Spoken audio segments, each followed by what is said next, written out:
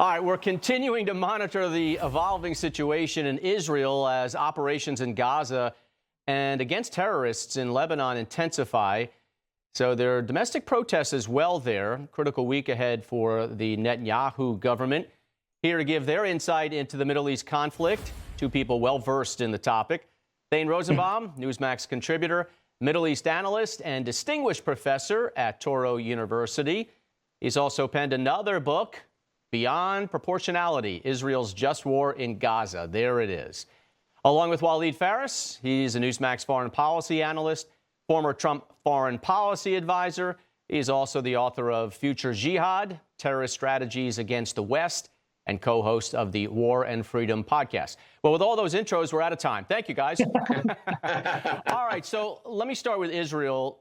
Putting pressure on Hamas to release hostages, even vowing to take more land in Gaza the longer Hamas continues its refusal to release the kidnapped. Hamas is saying that they're willing to accept any proposal to release hostages as long as the ceasefire is brought back, but they don't have a really good history of keeping their word. So where does this leave things right now, Thane? Well, you know, Avi Eban, who was Israel's foreign minister in the 1960s, also ambassador to UN, used to have this really great line, Rob. He used to say, the Palestinians never miss an opportunity to miss an opportunity. And that's exactly what happened here. Steve Witkoff went to them and they said, all right, I understand you want to extend the ceasefire. Let's create a bridge agreement and we will extend the ceasefire, but you've got to give us back 5 hostages, including the American Erdan Alexander. And Hamas came back and said, no, not 5, 1. And then Israel relaunched the war, killed 500 Palestinians. And classically, the Palestinians are crying, I can't believe it, you killed us. Well, you know, Witkoff gave them an opportunity, and they once again missed the opportunity. President Trump is very clear to take the leash off the Israelis, that there's hell to pay. The pro-Hamas crowd is on the run on campuses. They no longer have protection from the First Amendment. Some of them are being deported, and they're going to be unmasked soon at Columbia. So they don't have any leverage, and yet they still act as if they do. Yeah, and Waleed, you know, you had kind of stern warnings from Trump, but what else can the administration do, especially with regard to Israel and Gaza, if they're not going to listen? True, I agree with you. They're not going to listen. There is one of the reasons I've been following, and I'm going to talk about it for the first time in the media now. It's the weight of the place where the negotiations are happening. Let me be very frank about it. Qatar is good. They have been useful for many services. But Hamas needs to see the entire Arab world pressuring them. So they're not playing politics. So you've got to bring the big boys. You've got to bring Saudi Arabia, Egypt, the Emirates, at least, and maybe others, and with Qatar, in a conference in Riyadh. Remember when the president in May 2017, went to Riyadh and addressed 51 Arab and Muslim countries and told them, go after the terrorists. That's what Hamas should feel. Not just secret negotiations in Doha, but a big meeting of those big boys, and they will put the pressure, and then Hamas will realize there is no ally.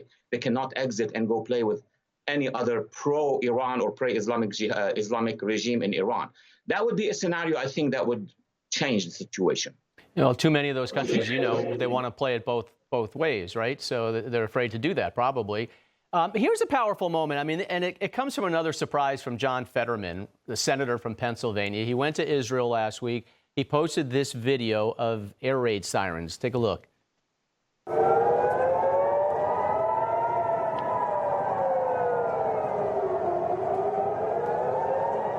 So he got a little taste. He got a little taste of what it's like there all the time. But unfortunately, Fetterman is one of only a very few Democrats kind of voicing support, real support for Israel. Thane, you know, domestically, why did the Democratic Party shift so much in favor of the Palestinians and, quote, Hamas, obviously, those that are in the streets, you know, to the point of being outwardly anti-Semitic?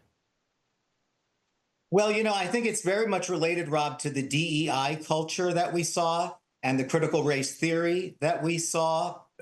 The Black Lives Matter, all of those things have one thing in common. White people are evil and people with dark skin have virtue, automatic virtue. And so it was very consistent in the aftermath of Black Lives Matter. This came at a perfect time. the Democratic Party had become more progressive.